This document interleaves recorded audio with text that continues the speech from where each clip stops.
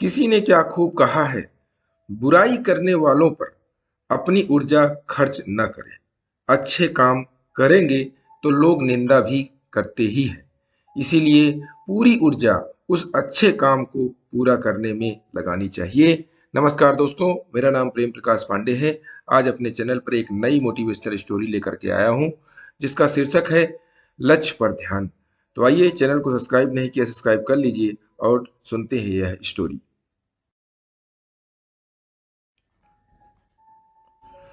एक महात्मा एक गांव से थोड़ी दूर एक शांत इलाके में अपनी कुटिया में अपने एक शिष्य के साथ रहते थे। दो शहरी नौजवान उनके पास अपनी समस्या लेकर आए। वे बोले, महात्मा जी, हमने सुना है आप हर समस्या का समाधान जानते हैं। महात्मा जी बोले, तुम निश्चिंत होकर अपनी समस्या बताओ। वे बोले, बात ऐसी है, हम लोग इस शहर में नए आए हैं। यहाँ दहशत का माहौल है। यहाँ आवारा लोगों का बसेरा है। सड़कों पर गुजरते हुए लोगों से बदतमीजी की जाती है। आते जाते लोगों को गालियां दी जाती हैं।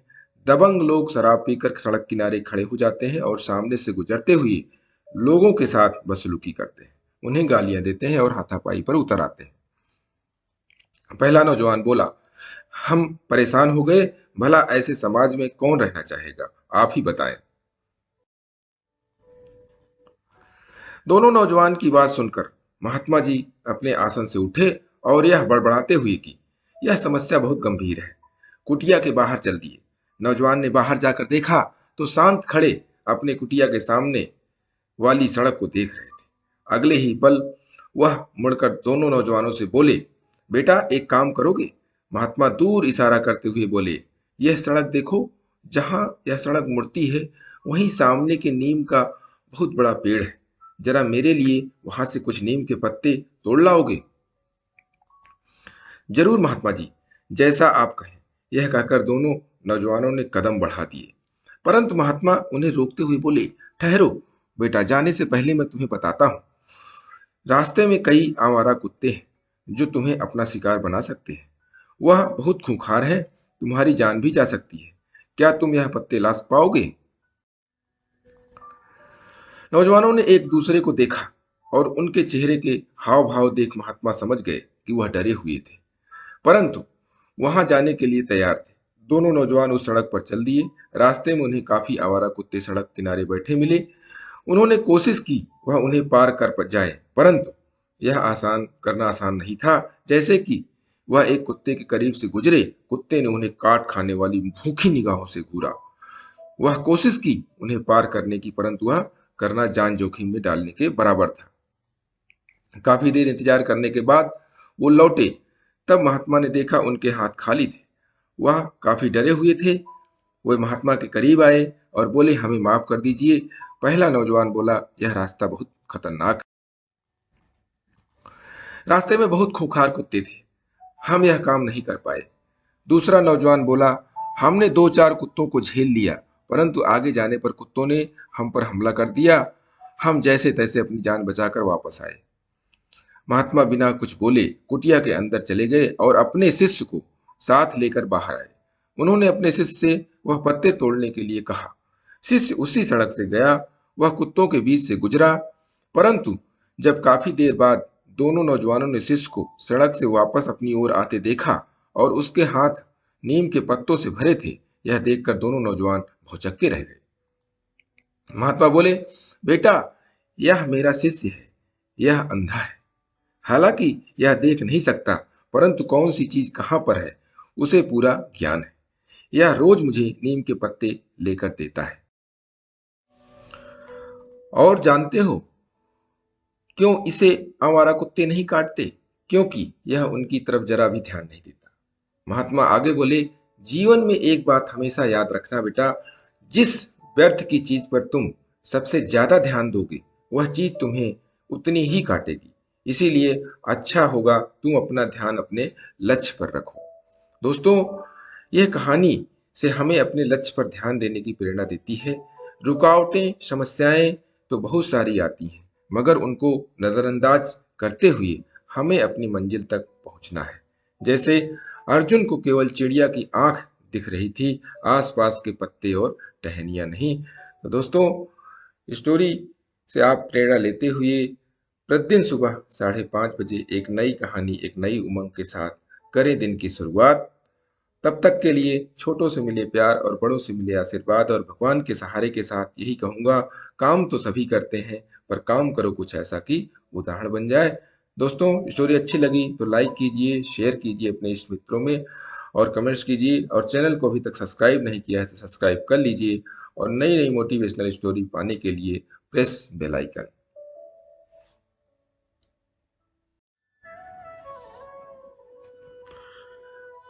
किसी ने क्या खूब कहा है, बेटियां सबके मुकद्दर में कहाँ होती हैं, घर खुदा को जो पसंद आए वहां होती हैं। नमस्कार दोस्तों, मेरा नाम प्रेम प्रकाश पांडे है। आज अपने चैनल पर एक नई बेहतरीन मोटिवेशनल स्टोरी लेकर आया हूं, जिसमें आज हम अपने शीर्षक पिता की लाडली बेटियों पर बात करेंगे और कहानी सुनेंगे। तो चलिए, चैनल को सब्सक्राइब नहीं किया सब्सक्राइब कर लीजिए और देखते हैं यह मोटिवेशनल स्टोरी। एक गर्भवती महिला ने अपने पति से कहा, आप क्या आशा करते हैं कि लड़का होगा कि लड़की? पति, अगर हमारा लड़का होता है तो मैं उसे गणित पढ़ाऊंगा, हम खेलने जाएंगे, मैं उसे मछली पकड़ना सिखाऊंगा। पत्नी, अगर लड़की हुई तो? पति, अगर हमारी लड़की होगी तो मुझे उसे कुछ सिखाने की जरूरत ही नहीं होगी, क्योंकि वह सभी में से एक होगी जो सब कुछ मुझे दोबारा सिखाएगी। कैसे पहनना, कैसे खाना, कैसे कहना या नहीं कहना, ये एक तरह से वह मेरी दूसरी माँ होगी। वह मुझे अपना हीरो समझेगी, चाहे मैं उसके लिए कुछ करूं या ना करूं। जब भी मैं उसे किसी चीज के लिए मना करूंगा तो वह मुझे समझेगी। वह हमेशा अपनी पति के मुझसे तुलना करेगी। वह मायने नहीं रखता कि वह कितनी भी साल की हो, हमेशा चाहेगी कि मैं उसे अपने बेबी डॉल की तरह प्यार करूं। वह मेरे लिए संसार से लड़ेगी। जब कोई मुझे दुख देगा, वह उसे कभी माफ नहीं करेगी। पत्नी, कहने का मतलब है कि आपकी बेटी जो सबके करेगी वह आपका बेटा नहीं कर पाएगा? पति, नहीं नहीं, क्या पता मेरा बेटा भी ऐसा ही करेगा, पर वह सीखेगा। परंतु बेटी इन गुणों के साथ पैदा होगी। किसी बेटी का पिता होना हर व्यक्ति के लिए गर्व की बात है। पत्नी मंद आवाज में, पर वह हमेशा हमारे साथ नहीं रहेगी। पति, हाँ, पर हम हमेशा उसके दिल में रहेंगे। इससे कोई फर्क नहीं पड़ेगा, चाहे वह कहीं भी जाए। बेटियां परी होती हैं जो सदा बिना शर्त के प्यार और देखभाल के लिए जन्म लेती हैं।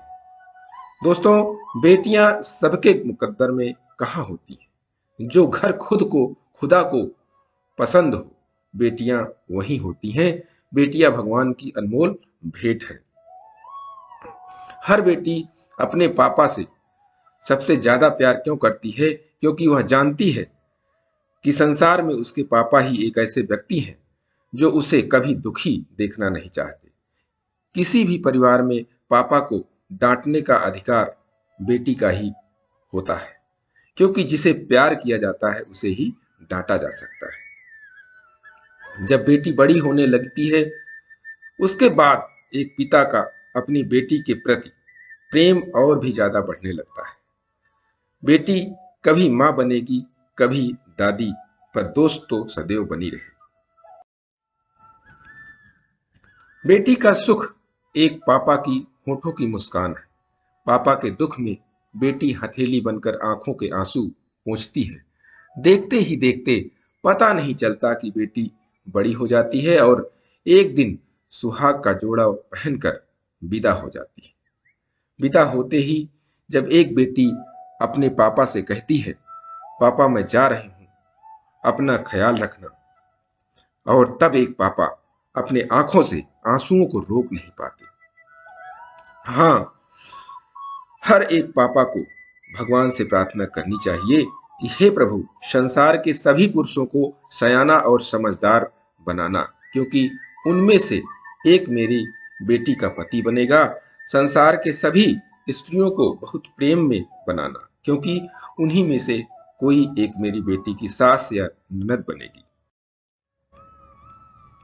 दोस्तों, अंत में मैं यही कहना चाहूंगा, यदि आपके घर में बेटी नहीं है तो पापा बेटी के घनिष्ठता के बारे में नहीं जान सकते। बस इतना सा ख्याल रखना चाहिए कि पुत्र वधू बेटी की तरह रहे और बेटी को उसके पापा के बारे में कुछ कटु वचन ना कहा जाए, क्योंकि एक बेटी भगवान के विरुद्ध सुन सकती है लेकिन अपने पापा के बारे में कभी नहीं। प्रत्येक स्त्री कभी न कभी किसी पिता की लाडली अवश्य होती है, इसलिए हमेशा सम्मान की हकदार होती है।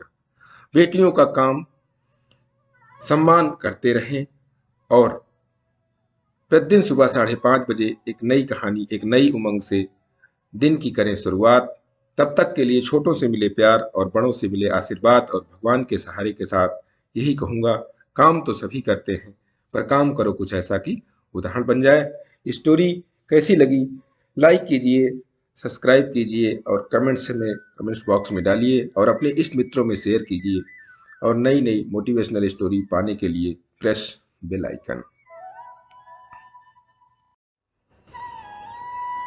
किसी ने क्या खूब कहा है, व्यक्ति की सुंदरता उसके चेहरे से नहीं अपितु उसके व्यवहार और विचारों से पता चलती है।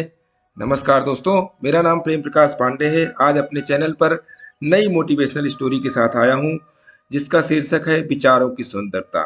तो आइए, चैनल को सब्सक्राइब नहीं किया सब्सक्राइब कर लीजिए और देखते हैं विचारों की सुंदरता, यह सुकरात जी के घटना प्रसंग के माध्यम से। तो चलिए देखते हैं स्टोरी।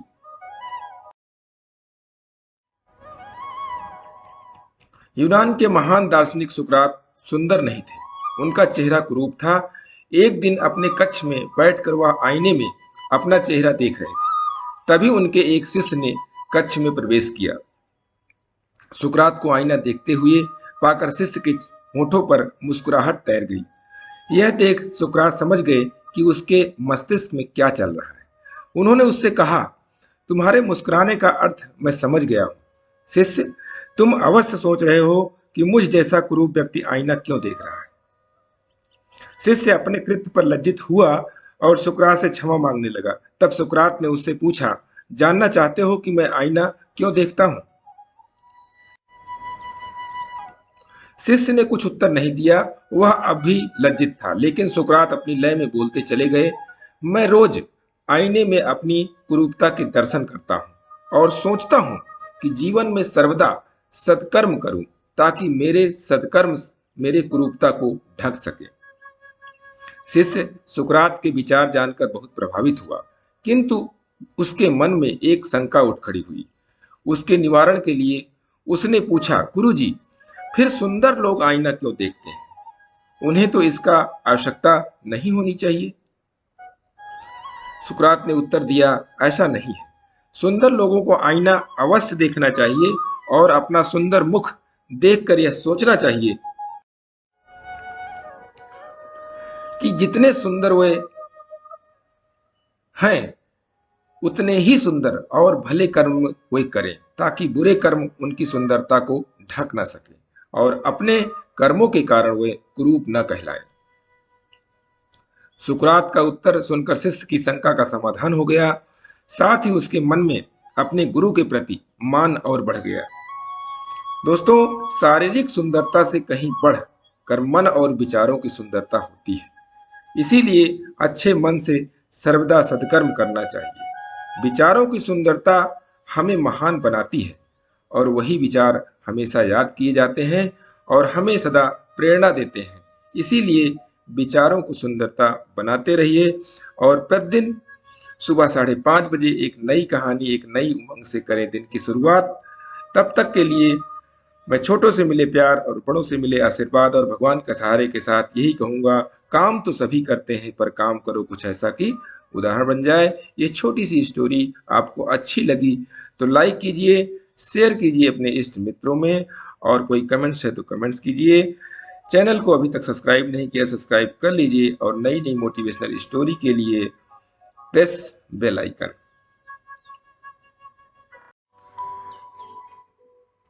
किसी ने क्या खूब कहा है, जिस मनुष्य के पास स्वयं का विवेक नहीं, शास्त्र उसका क्या करेंगे। जैसे नेत्रविहीन व्यक्ति के लिए दर्पण व्यर्थ है। नमस्कार दोस्तों, मेरा नाम प्रेम प्रकाश पांडे है।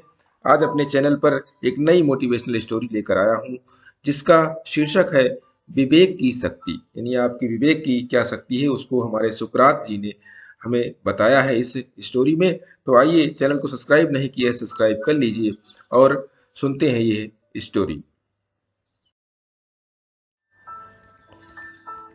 एक दिन एक ज्योतिषी यूनान के प्रसिद्ध दार्शनिक सुकरात के पास पहुंचा। उस समय सुकरात अपने शिष्यों के साथ बैठकर चर्चा कर रहे थे। वहां पहुंचकर ज्योतिषी अपनी ज्योतिषी विद्या के बारे में बड़े बड़े दावे करने लगा। उसने बताया कि वह व्यक्ति का चेहरा देखकर उसके चरित्र के बारे में बताने में सक्षम है। सुकरात को लोग उनके ज्ञान और सद्विचार के कारण प्रेम किया करते थे, किंतु देखने में वे बदसूरत थे। ज्योतिषी उनका चेहरा देखकर कहने लगा, आपके नथनों की बनावट को देखकर मैं बता सकता हूं कि आप अत्यंत क्रोधी स्वभाव के हैं। यह सुनना था कि सुकरात के शिष्य क्रोधित हो गए, किंतु सुकरात ने उन्हें संयम रखने को कहा और ज्योतिषी को अपनी बात पूरी करने का अवसर दिया। ज्योतिषी आगे बोला, आपके माथे और सिर के आकार यह इंगित कर रहा है कि आप लालची किस्म के व्यक्ति हैं। ठोड़ी की संरचना आपके सनकी होने का संकेत कर रही है। होंठ और दांतों की बनावट यह बता रही है कि आप देशद्रोह करने के लिए प्रेरित हैं। पूरी बात सुनने के बाद सुकरात ने ज्योतिषी को पुरस्कार देकर विदा किया। यह देख उनके शिष्य हतप्रभ रह गए। उन्होंने पूछा, गुरुवर, उस ज्योतिषी ने आपके बारे में जो कुछ भी कहा वह पूर्णतः असत्य था। इस पर भी आपने उसे पुरस्कृत किया। सुकरात बोले, उस ज्योतिषी ने जो कहा वह सत्य है। वे सारे दुर्गुण मेरे भीतर हैं जिनके बारे में वह बता रहा था, किंतु वह मेरी विवेक की शक्ति के बारे में बताना भूल गया। यही उससे त्रुटि हुई है। मैं अपने विवेक से अपने सारे दुर्गुणों पर नियंत्रण रखता हूं। मेरे विवेक की शक्ति पर ज्योतिषी ने ध्यान ही नहीं दिया। यह सुनकर शिष्यों के मन में सुकरात के प्रति आदर और प्रेम और अधिक बढ़ गया। दोस्तों, सबसे बड़ी शक्ति है विवेक। विवेक ही हमारी वह शक्ति है जो उचित निर्णय करने में सहायक होती है। महाभारत में वेद व्यास ने कहा लिखा है कि समस्त प्राणियों में मनुष्य से श्रेष्ठ कोई भी प्राणी नहीं है, क्योंकि मनुष्य में विवेक एक ऐसी शक्ति है जो अन्य प्राणियों में नहीं है। इसकी वजह से वह अपने चंचल मन और अपने अवगुणों पर नियंत्रण रखता है और अपने आप को समाज में एक अलग पहचान बनाता है। अपने विवेक का इस्तेमाल करते रहें और प्रतिदिन सुबह 5:30 बजे एक नई कहानी, एक नई उमंग से करें दिन की शुरुआत।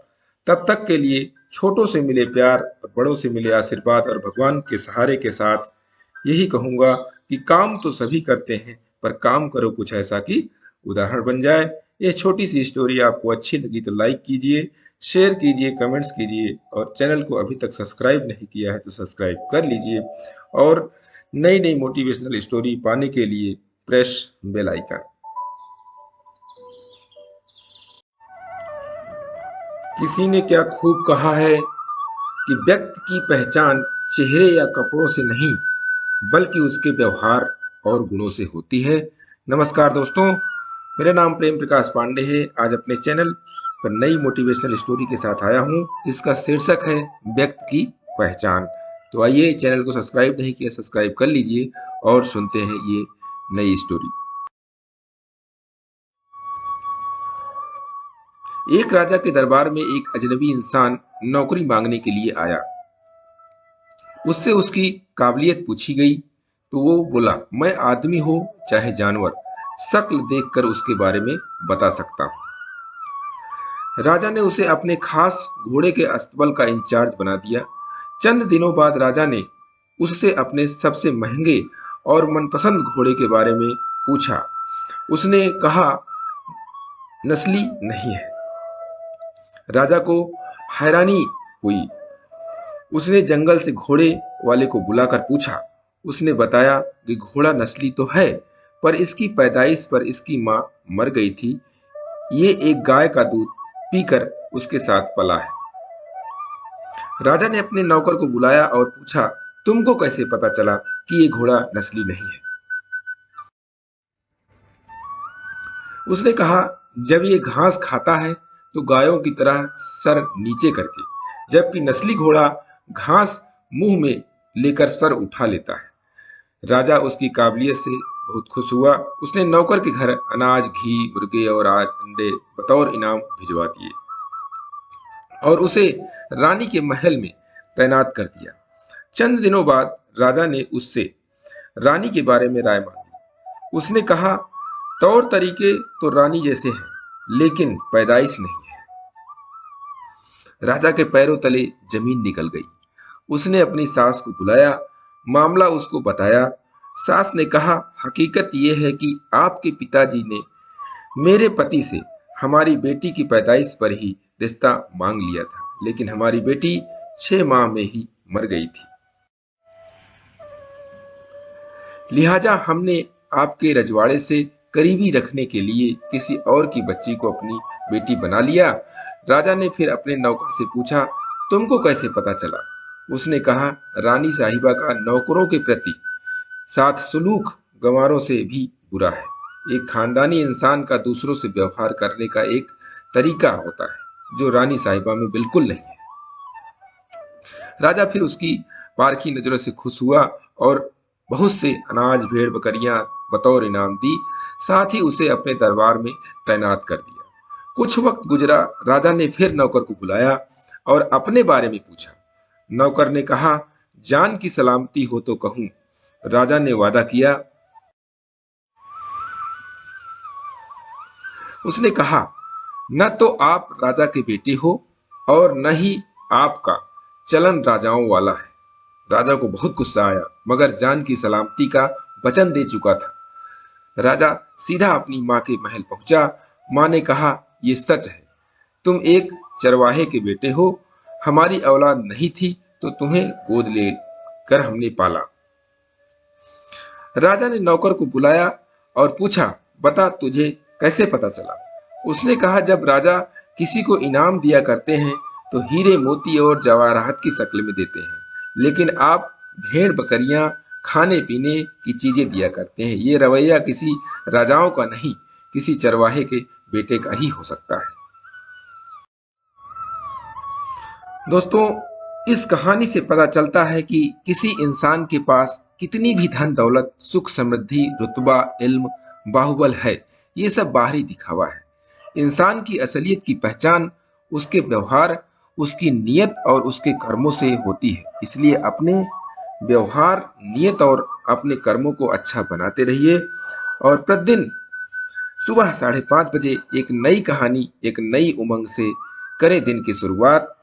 तब तक के लिए छोटों से मिले प्यार और बड़ों से मिले आशीर्वाद और भगवान के सहारे के साथ यही कहूंगा कि काम तो सभी करते हैं, पर काम करो कुछ ऐसा कि उदाहरण बन जाए। यह छोटी सी स्टोरी अच्छी लगी तो लाइक कीजिए, अपने इष्ट मित्रों में भी शेयर कीजिए और चैनल को सब्सक्राइब नहीं किया सब्सक्राइब कर लीजिए और नई नई मोटिवेशनल स्टोरी पाने के लिए प्रेस बेल आइकन।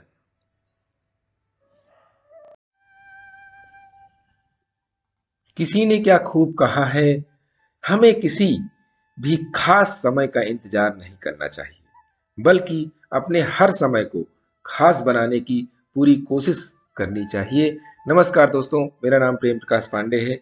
आज अपने चैनल पर एक नई बेहतरीन मोटिवेशनल स्टोरी लेकर के आया हूं, जिसका शीर्षक है सत्कर्म के लिए समय। आज हम इस पे स्टोरी सुनेंगे और चलिए, चैनल को सब्सक्राइब नहीं किया तो सब्सक्राइब कर लीजिए और देखते हैं यह स्टोरी।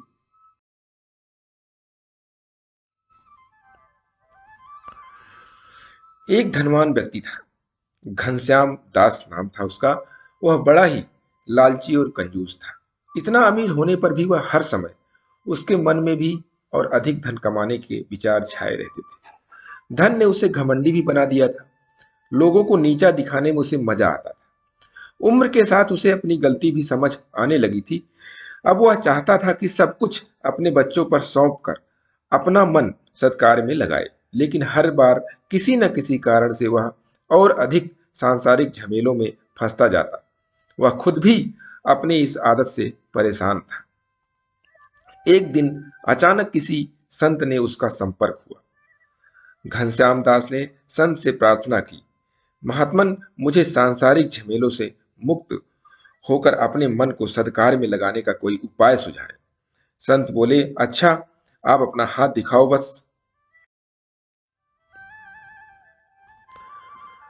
संत ने घनश्याम दास का हाथ देखा और कहा, वत्स, मैं तुम्हारी समस्या का समाधान जरूर कर देता, लेकिन तुम्हारे पास समय बहुत कम है।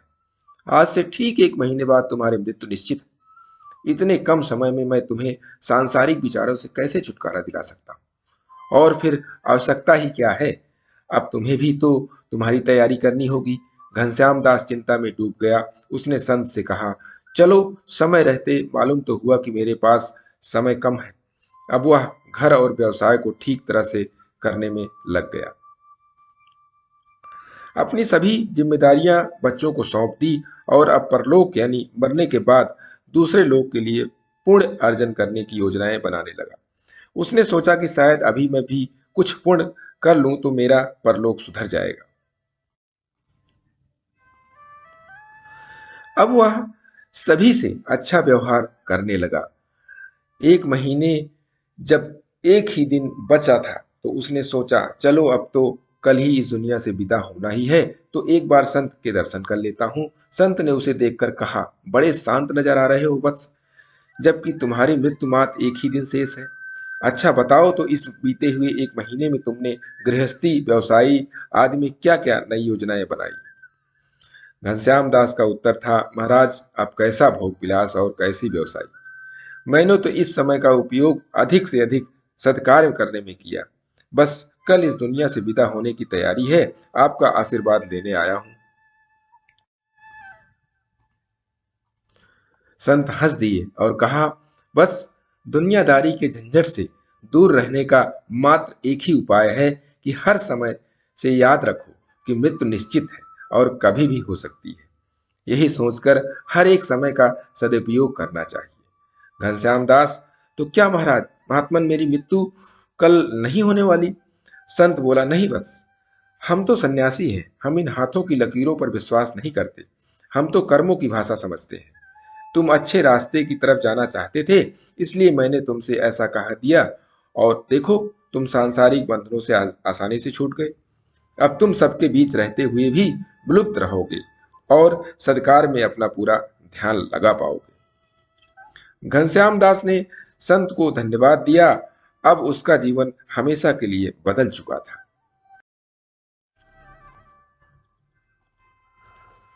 इस कहानी से हमें सिखाती है कि दोस्तों, मृत्यु अटल है, लेकिन फिर भी हम सभी इन सांसारिक बंधनों में बंधे रहते हैं। हम में से बहुत से हैं जो यह चाहते तो हैं कि वह अच्छे कार्य में अपना समय व्यतीत करें, लेकिन फिर भी गृहस्थी, व्यवसाय इत्यादि इत्यादि के झंझटों में फंसे रहते हैं और कर नहीं पाते। इसलिए समय निकालिए। महात्मा गांधी जी ने भी कहा है कि जियो ऐसे जियो जैसे कि तुम कल मरने वाले हो, और ऐसे सीखो कि तुम हमेशा के लिए जीने वाले हो। यह कथन को सत्य करते रहिए और प्रतिदिन सुबह 5:30 बजे एक नई कहानी, एक नई उमंग से करें दिन की शुरुआत। और तब तक के लिए छोटों से मिले प्यार, बड़ों से मिले आशीर्वाद और भगवान के सहारे के साथ यही कहूँगा कि काम तो सभी करते हैं, पर काम करो कुछ ऐसा कि उदाहरण बन जाए। स्टोरी अच्छी लगी तो लाइक कीजिए, शेयर कीजिए अपने इष्ट मित्रों में भी, और कमेंट्स कीजिए। चैनल को अभी तक सब्सक्राइब नहीं किया, सब्सक्राइब कर लीजिए, और नई नई बेहतरीन मोटिवेशनल स्टोरी पाने के लिए प्रेस बेल आइकन। किसी ने क्या खूब कहा है कि यदि आप समय का मूल्य नहीं जानते तो आपका जन्म शोहरत के लिए नहीं हुआ है, नमस्कार दोस्तों, मेरा नाम प्रेम प्रकाश पांडे है। आज अपने चैनल पर एक नई मोटिवेशनल स्टोरी लेकर के आया हूं, जिसका शीर्षक है समय का महत्व।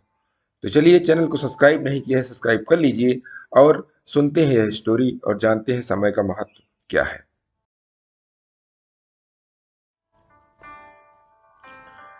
एक छात्र उच्च शिक्षा के लिए अमेरिका गया।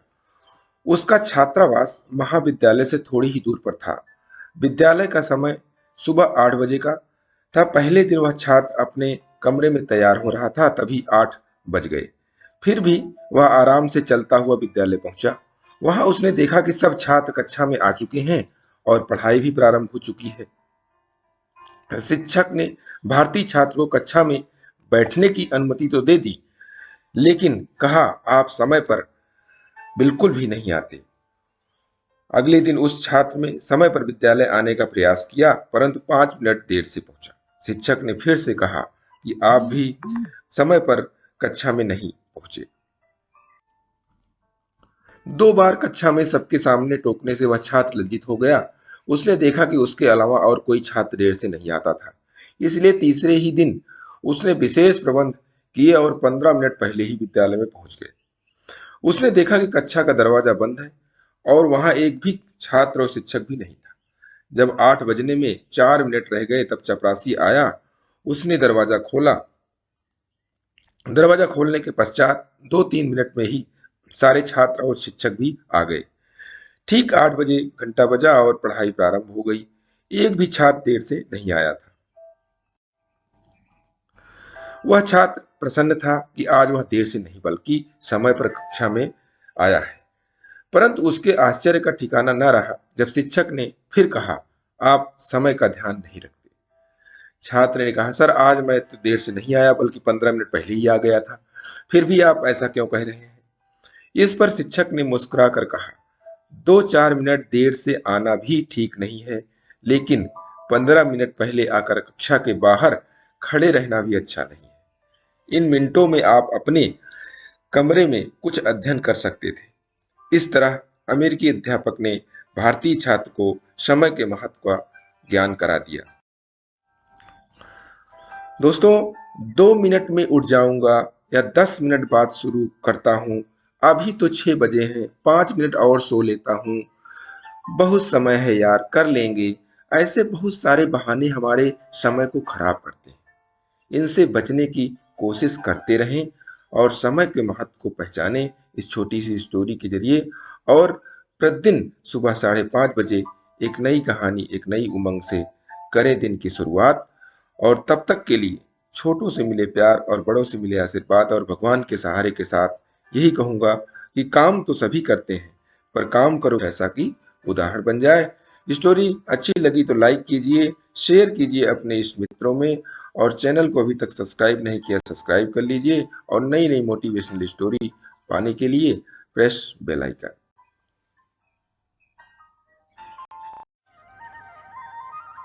किसी ने क्या खूब कहा है, किसी भी समस्या से भागना समाधान नहीं है, बल्कि समस्या को समझना और किसी निष्कर्ष पर पहुंचना ही समाधान है।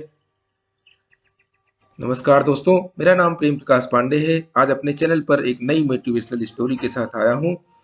आज की स्टोरी हमारे गौतम बुद्ध जी ने हमें बताया है कि समस्या का समाधान कैसे करें। तो चलिए, चैनल को सब्सक्राइब नहीं किया, सब्सक्राइब कर लीजिए और देखते हैं ये मोटिवेशनल स्टोरी।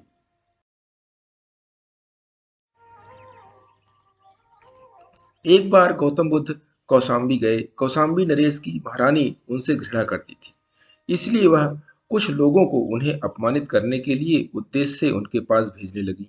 वे लोग बुद्ध से दुर्व्यवहार कर रहे उन्हें परेशान किया करते थे। बुद्ध के शिष्य आनंद, जो सर्वदा उनके साथ रहते थे, वे भी इसी दुर्व्यवहार से परेशान थे। एक दिन उन्होंने बुद्ध से कहा, तथागत, क्यों न हम लोग अन्यत्र चले। यहाँ के लोग हमें परेशान करने के लिए हमारे पीछे ही पड़ गए हैं।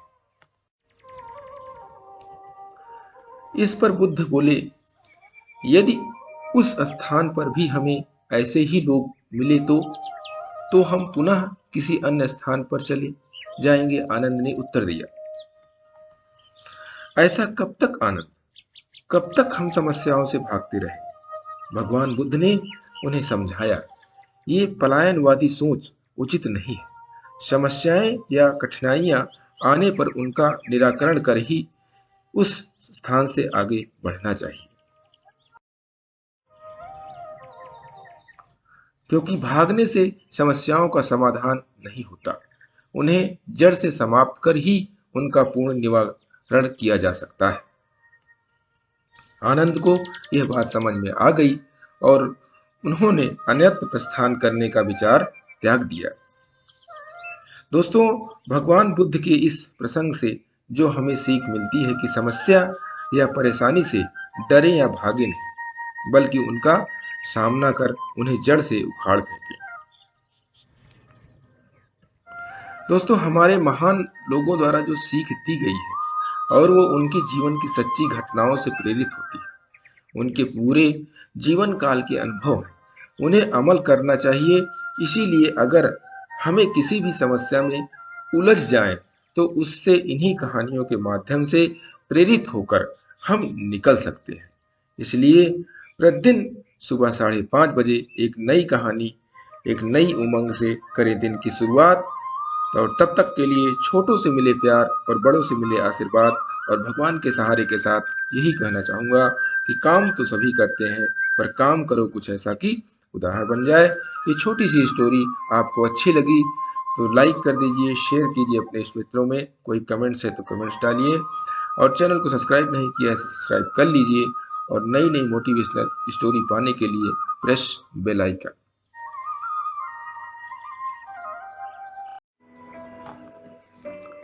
किसी ने क्या खूब कहा है, खुद को परिपूर्ण बताकर सीखना छोड़ना मूर्खता है, लेकिन खुद को अज्ञानी मानकर सीखते रहना बुद्धिमानी है। नमस्कार दोस्तों, मेरा नाम प्रेम प्रकाश पांडे है। आज अपने चैनल पर नई मोटिवेशनल स्टोरी के साथ आया हूं, जिसका शीर्षक है सीख को आचरण में लाएं। तो चलिए, चैनल को सब्सक्राइब नहीं किया तो सब्सक्राइब कर लीजिए और देखते हैं ये नई मोटिवेशनल स्टोरी। एक संत ने अपने 2 शिष्यों को 2 डिब्बों में मूंग के दाने दिए और कहा, ये मूंग हमारी अमानत हैं। ये सड़े गले नहीं, बल्कि बढ़े चढ़े। यह ध्यान रखना, 2 वर्ष बाद जब मैं वापस आएंगे तो इन्हें ले लेंगे। संत तो तीर्थ यात्रा के लिए चले गए। इधर एक शिष्य ने मूंग के डिब्बे को पूजा के स्थान पर रखा और रोज उसकी पूजा करने लगा। दूसरे शिष्य ने मूंग के दानों को खेत में बो दिया। इस तरह 2 साल में उसके पास बहुत मूंग जमा हो गए। 2 साल बाद संत वापस आए और पहले शिष्य से अमानत वापस मांगी तो वह अपने घर से डिब्बा उठा लाया और संत को थमाते हुए बोला, गुरुजी, आपकी अमानत को मैंने अपने प्राणों की तरह संभाला है। इसे पालने में झुलाया, आरती उतारी, पूजा अर्चना की। संत बोले, अच्छा, जरा देखूं तो सही कि अंदर के माल का क्या हाल है।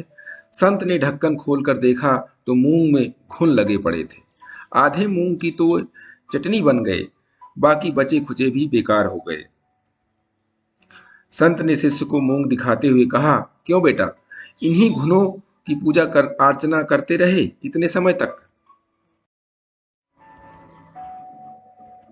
शिष्य बेचारा शर्म से सिर झुकाए चुपचाप खड़ा रहा। इतने में संत ने दूसरे शिष्य को बुलाया, कहा, अब तुम्हारी अमानत लाओ। थोड़ी देर में शिष्य दूसरा मूंग लाद कर आया और संत के सामने रखकर हाथ जोड़कर बोला, गुरुजी, यह रही आपकी अमानत। संत बहुत प्रसन्न हुए और उसे आशीर्वाद देते हुए बोले, बेटा, तुम्हारी परीक्षा के लिए मैंने यह सब किया था। मैं तुम्हें वर्षों से जो सत्संग सुना रहा हूं, उसको यदि तुम आचरण में नहीं लाओगे, अनुभव में नहीं उतारोगे, तो उसका भी हाल इस डिब्बे में पड़े मूंग जैसा हो जाएगा।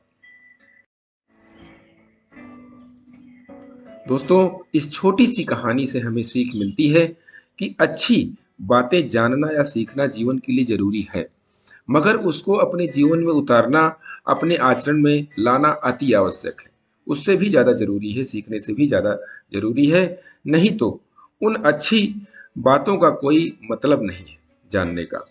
जब तक हम अपनी अच्छी बातों को अपने आदत या प्रतिदिन की क्रियाकलाप में जीवन में नहीं डालेंगे, तब तक जीवन सफल नहीं हो सकता। अच्छी बातों को अमल करते रहिए और प्रतिदिन सुबह 5:30 बजे एक नई कहानी, एक नई उमंग से करें दिन की शुरुआत। तब तक के लिए छोटों से मिले प्यार और बड़ों से मिले आशीर्वाद और भगवान के सहारे के साथ यही कहूँगा, काम तो सभी करते हैं, पर काम करो कुछ ऐसा कि उदाहरण बन जाए। दोस्तों, स्टोरी अच्छी लगी तो लाइक कर दीजिए, शेयर कीजिए अपने इष्ट मित्रों में, और अभी तक चैनल को सब्सक्राइब नहीं किया सब्सक्राइब कीजिए, और नई नई मोटिवेशनल स्टोरी पाने के लिए प्रेस बेल आइकन। किसी ने क्या खूब कहा है, मेरी हैसियत से ज्यादा मेरे थाली में तूने परोसा है। तू लाख मुश्किलें भी दे दे मालिक, मुझे तुझ पे भरोसा है। नमस्कार दोस्तों, मेरा नाम प्रेम प्रकाश पांडे है। आज अपने चैनल पर नई मोटिवेशनल स्टोरी लेकर आया हूं, जिसका शीर्षक है हमेशा भगवान के शुक्रगुजार रहें। तो चलिए इस स्टोरी के माध्यम से हम देखते हैं, और अभी तक चैनल को सब्सक्राइब नहीं किया तो सब्सक्राइब कर लीजिए। आइए देखते हैं स्टोरी। ये कहानी है विश्व के पूर्व नंबर 1 टेनिस खिलाड़ी आर्थर एश की, जो एकमात्र अश्वेत पुरुष खिलाड़ी थे जिन्होंने विंबलडन, ऑस्ट्रेलियन ओपन और यूएसए ओपन टूर्नामेंट का खिताब अपने नाम किया था। शानदार टेनिस करियर के बाद उनके जीवन में एक ऐसा दौर भी आया जब वो एड्स जैसे गंभीर और जानलेवा बीमारी से जूझ रहे थे। एक सर्जरी के दौरान इन्फेक्टेड ब्लड चढ़ाने के कारण वे इस घातक बीमारी की चपेट में आ गए थे। उनकी बीमारी के बारे में जानने के बाद विश्व के कोने कोने से लोग उनसे सहानुभूति जताने पत्र लिखने लगे। एक दिन ऐसा एक पत्र आर्थर एश को मिला जिसमें लिखा था, क्या आप भगवान से कभी ये नहीं पूछते कि इस बुरी बीमारी के लिए मैं ही क्यों? पत्र पढ़ने के बाद आर्थर एश ने उसका कुछ यूं उत्तर दिया, विश्व में 5 करोड़ से अधिक बच्चे टेनिस खेलना शुरू करते हैं। उनमें से 5 लाख प्रोफेशनल टेनिस सीख पाते हैं। फिर उसमें से 50,000 टेनिस सर्किट में आ पाते हैं। उनमें से भी 5,000 ही ग्रैंड स्लैम में खेल पाते हैं, और उन ग्रैंड स्लैम में खेलने वालों में से सिर्फ 50 ही विंबलडन में पहुंचते हैं, जिसमें से मात्र 4 उसके सेमीफाइनल और 2 फाइनल में पहुंचते हैं। इतने लोगों में से विंबलडन जीतने के बाद जब ट्रॉफी को पकड़े हुए मैंने भगवान से कभी ये नहीं पूछा मैं क्यों, तो आज जब मैं तकलीफ में हूं तो मुझे भगवान से ये नहीं पूछना चाहिए मैं क्यों। अपने जीवन की 98% अच्छी चीजों के लिए हमें भगवान का शुक्रिया अदा करना चाहिए। अपनी मृत्यु के पूर्व आर्थर एश ने Arthur Ashe institute for urban health स्थापित किया और मृत्यु पर्यंत लोगों में एड्स के प्रति जागरूकता बढ़ाने का कार्य करते रहे। दोस्तों, इस कहानी से हमें भी सीख लेनी चाहिए और ऊपर वाले के प्रति शुक्रगुजार होना चाहिए कि भगवान ने हमें मनुष्य तन दिया, जिससे हम उनकी आराधना और जीवन में सब कुछ भी प्राप्त कर सकते हैं जो हमें चाहिए। सोचने समझने की क्षमता, दूसरों की सहायता आदि करना, ये सब मनुष्य तन से ही संभव है। इसलिए ऊपर वाले का शुक्रगुजार होएं और प्रतिदिन सुबह 5:30 बजे से एक नई कहानी, एक नई उमंग से करें दिन की शुरुआत। तब तक के लिए छोटों से मिले प्यार, बड़ों से मिले आशीर्वाद और भगवान के सहारे के साथ यही कहूंगा कि काम तो सभी करते हैं, पर काम करो कुछ ऐसा कि उदाहरण बन जाए। दोस्तों, ये छोटी सी स्टोरी आपको अच्छी लगी तो लाइक कीजिए, शेयर कीजिए अपने इष्ट मित्रों में, और अभी तक चैनल को सब्सक्राइब नहीं किया है तो सब्सक्राइब कर लीजिए, और नई नई मोटिवेशनल स्टोरी को पाने के लिए प्रेस बेल आइकन।